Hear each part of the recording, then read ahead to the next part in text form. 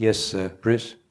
Yesterday, Barry, you mentioned about life being an experiment. I wonder whether you could speak more about that.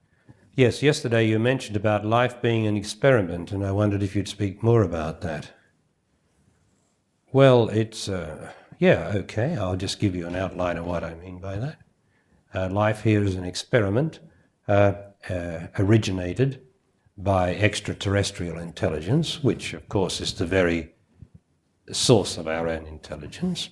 But our bodies and ourselves and all those things are automatons. We're mechanical for most of the time.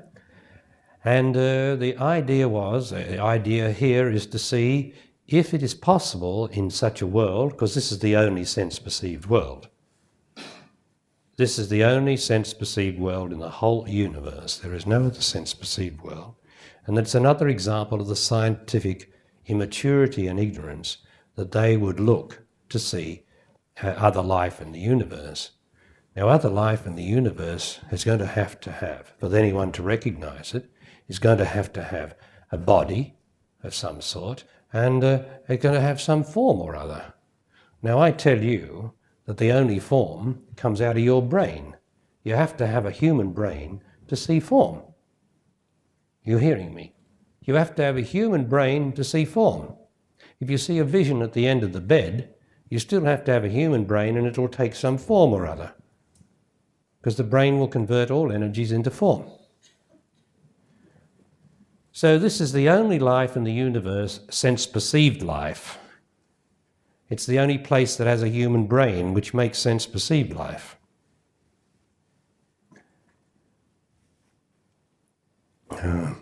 Your question was? Oh yes, it's an experiment. And this has been created to see, is it possible with robots, first of all, to have them realize the source of their own intelligence, that is the little fish swimming up, to realize the God that's behind everything. Is it possible for the robots to do that? And it is possible, of course, that's why it's an experiment. And is it possible for these robots to start to live a life of love and selflessness? Is it possible? Because the one thing that the Earth can contribute to the life of the universe, not the perceived life of the universe, the life of the universe, the one thing that this planet can contribute is love. Because in no other life in the universe is there any love. Love as such. All is love in the universe. The cosmic state is love.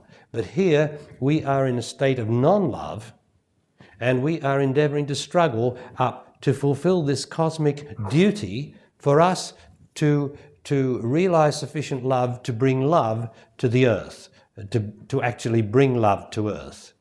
Now, that's what all the death's about, that's what all the struggles are about, that's what all the personal life's about.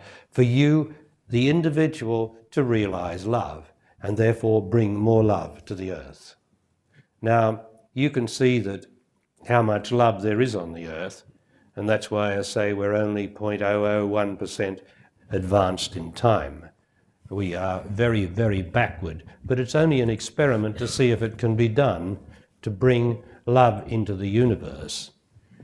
Now, if we could bring love into the universe, we would be able to see other life in the universe.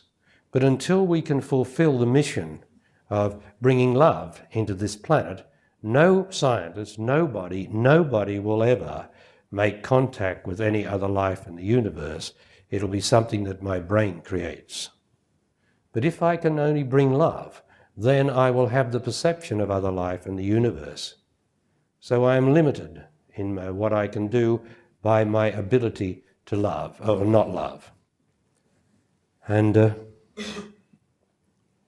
now you can see, say the scientists found some life on the moon, or any of the other planets. Say they found some life there. What would they do with it? Well, the first thing, all the scientists are unhappy and sexually possessed. So the first thing they would do would be to endeavor to translate their fears and unhappiness to that life. They would endeavor to teach them to be unhappy, because that's our main pursuit here is the pursuit of staying unhappy. You see, what would we contribute? We see it on the video machines. We'd take some guns up, wouldn't we, to kill the life if it didn't do as we told it. We'd want violence, wouldn't we? We don't want any love. We don't know what love is here. So how would we ever be able to deal with other life which is in the state of love, perhaps? You see, how could we ever populate anywhere? Whether it was the Americas, how could we populate that without killing off all the primitive peoples? Or whether it was Australia, we can't go anywhere unless we just ruin everything where we are. We just ruin everything. Now, so you will not be able to find any other life in the universe until you get your own planet right, your own life right, your own planet right, and then it comes down to getting your own life right. Now, this is where it's a timeless experiment, you know. There's no limit to the time of it. The only limit to the time of it is you're going to die, and so am I. And then it's all going to disappear anyway. So it's almost a fantasy. The whole thing is almost a fantasy, but certainly it's not a fantasy while I'm alive. If it's a fantasy, then what's a fantasy compared with what's the truth, the fantasy or my life? So I've got to take it that my life, my physical life, is the truth. And in facing my physical life, I can then find out the truth behind my physical life, because my physical life can't be the truth. It can't be the truth in itself, because I die. And what's the good of a life which just dies? I mean, you might as well be dead now if you're going to die later. It doesn't matter what the time is. So the intelligent thing is to find that there is no death, which every master who is a master will endeavour to demonstrate to you, that there is no death by his lack of fear of death. But we fear death, so we take death wherever we are. Whether it's the Aboriginals, the American Indians, or wherever we go, we will take death with us. We will kill things. We will try to do some good, and out of that good will come death. We will create death, because we're so immature. We have no idea what love is. So this is an experiment to see, can these robots that we are, can they bring love to Earth? Can they realize love, which is our own very being, and give up their selfishness and their fighting each other for their selves and their selfishness? Can they give that up? And I say the answer is no, not a chance. Because only the individual can do it. The individual is unlimited. I can do it in that body. But as for all the people of humanity, no chance. Humanity has no chance. Excuse me. But then I'll be dead in a few years' time, so it won't matter, will it?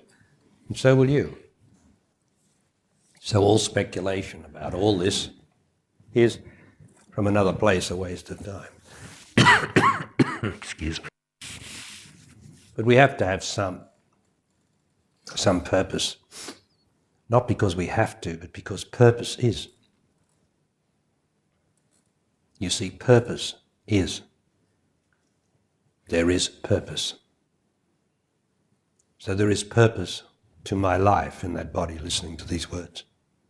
But what is the purpose? Has anybody ever told me the purpose of my life? Or am I just supposed to go on and accumulate money and do the best I can? What is the purpose of my life? Well, it's very simple where I come from. The purpose of my life is to free myself of unhappiness. When I'm free of unhappiness, I can then live and have life. And that's what we're doing this weekend, or these 5 days. Yes? But the only thing that you have when you come on earth is love. The only thing you have when you come on the earth is love. It doesn't mean it's always. But why do we have to do it? You say the only purpose is to get to your love. But the love that was the only thing that you got when you came on. So love is the only thing, as you say, when we come onto the earth, there is only me in the body. Then why do you have to realize love? Well, that's the experiment. You come in with a brand, fresh new body, but what you don't know is what's behind that body. And what's behind that body is I have to use the word, is an energetic representation of the life that you're going to live. It's energetically contained in every baby.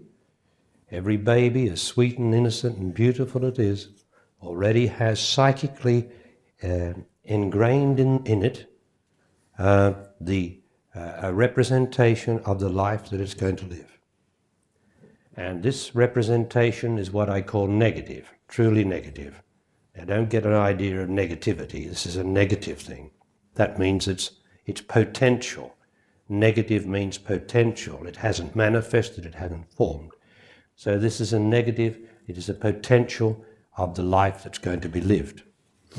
Now the physical is positive.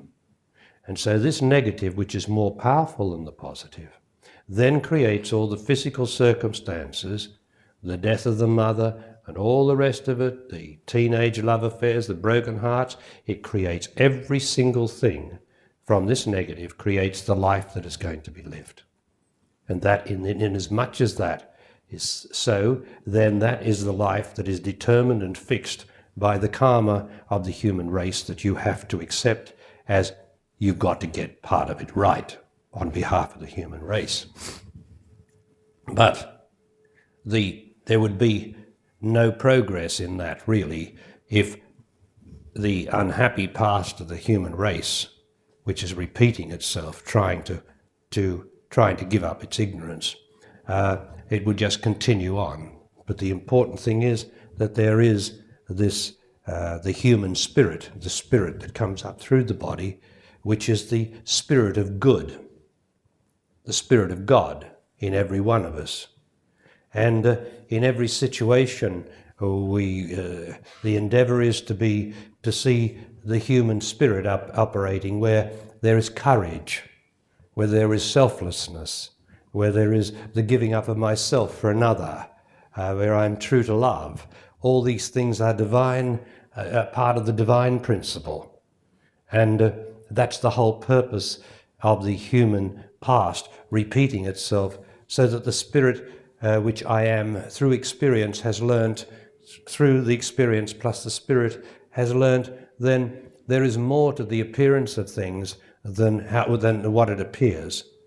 And so if I can show courage and steadfastness and being true to it, that thing that I love, which we've talked about, so that the mature part of the human intelligence starts to see a greater value than just the appearance of things and making money, then that is value. That's the value of the life.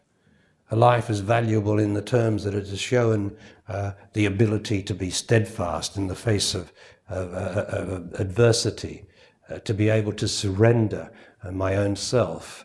All these things. That's what nourishes our life. That's what nourishes life. What makes life possible and not unbearable. And you'll see in your own lives how and I don't like to use the word progress, but how you've progressed, how you've become more courageous in the spirit, more true to love, and how you've found that your own circumstances change and get better as you do that, because that's the divine principle working. But as for the whole human race, it is so backward and so selfish and so attached and obsessed by violence and sex that it would take eternity itself to bring about that sort of experiment. So what's going to happen is not that we're going to go deeper, except the individual can go deeper into God and be free. The scientific community and those people, as an evolutionary dream, because we're all going to die, so it's going to be over in a few years anyway.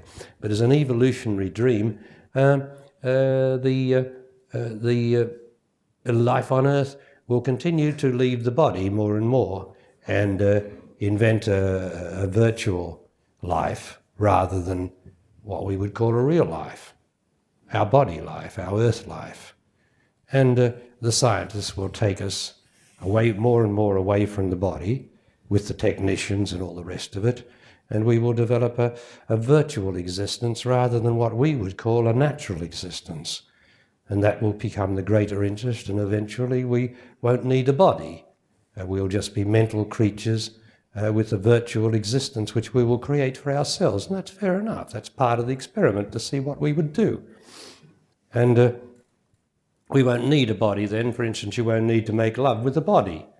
You can make love with anything, you know. You can just twist a button in the brain and you can get what you want, some orgasm or something like that. But no love, because love will disappear. And you'll think that you're becoming cosmic beings because there's no love in your life and you don't need it. But that's not true. You see, the sort of cosmic love is different to a love that has just turned its back on love. They're just two different